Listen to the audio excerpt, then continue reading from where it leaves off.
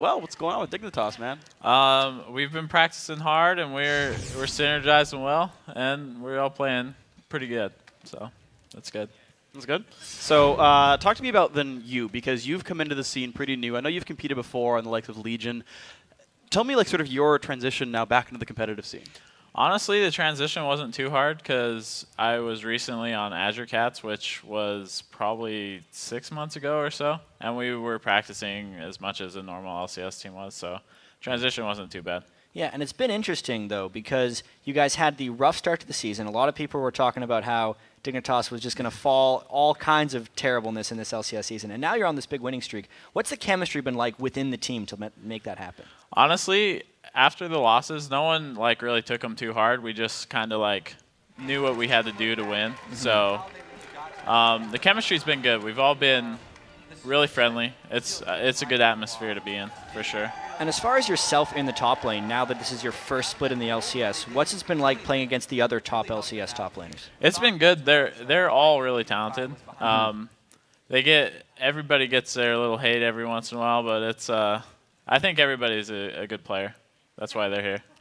Okay, so I actually want to talk to you then about what it's like playing in the LCS here, because you've got a big studio audience in front of you, right, cheering, congratulating every time you win. What's the fan experience like when you're playing in front of this crowd?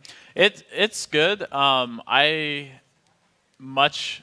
would much rather have the fans here than last season. I remembered playing in the qualifier, and it just didn't feel the same because you were kind of just sitting there, and it's like you're just alone in this studio, and it's like, but yeah, I love the fans. And you've played against both TSM and Cloud9. You guys were able to knock out Cloud9 for a win, but you did end up losing to TSM. What stood out to you about both of those teams when you played against them? Cloud9, it felt like we were in charge of the whole game, but every time we'd take something, they'd take a little bit for themselves. So the gold was actually really close throughout the entire game. So that was pretty impressive that they were able to constantly be taking objectives that were on the opposite side, and they were always in position to do something.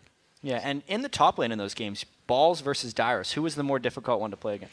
I think they're both similar. I think they're both very talented. Balls will pull out the Rumble every once in a while, but they generally have the same pool, so it's they're kind of similar. They play the big tanks, and then they just don't die after 15 minutes. Okay, so one final question for you then. Game 4 of the day is Cloud9 versus TSM. Who wins? I'm going to pick TSM for this one. They're very good. They're a little sick, though, so that's worrying. I think it'll be a nail-biter either way, though. All right, you're going for TSM with this one. Thank you very much for your time. Of course, congratulations to the pretty good start for your team so far. Of course, we'll see you next week.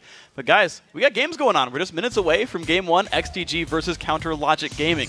Got a huge slate of NALCS action lined up for you, so why would you go anywhere else? That's what I thought. Nowhere. Guacamole goes better with LCS.